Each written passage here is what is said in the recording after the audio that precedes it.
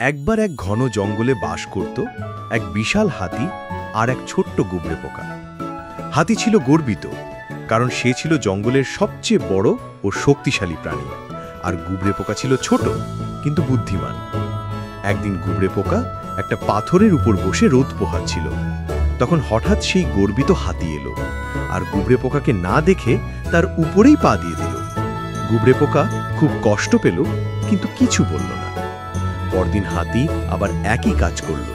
এবার গুবরে পোকা রেগে গিয়ে বলল, হাতি মামা, তুমি আমাকে বারবার পিষে দিচ্ছ, এটা ঠিক না। হাতি হেসে বলল, তুই এত ছোট, তোকে দেখে বুঝতেই পারি না, তুই আমার সামনে কিছুই না। গুবরে পোকা চুপচাপ চলে গেল। সে ঠিক করল এবার হাতিকে একটা শিক্ষা দেবে। রাতের বেলা হাতি যখন ঘুমাচ্ছিল, গুবরে পোকা তার কানের ভিতরে ঢুকে গেল।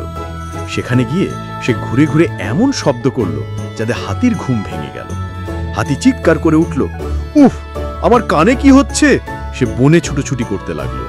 তখন গুবরে পোকা বলল, হাতি মামা, এখন কি মনে পড়ছে আমি কতটা ছোট? এই ছোট্ট পোকাও তোমার মতো বড় হাতিকে কষ্ট দিতে পারে, তাই কাউকে ছোট ভাবা উচিত না। হাতি লজ্জায় পড়ে গেল এবং গুবরে পোকার কাছে ক্ষমা চাইল।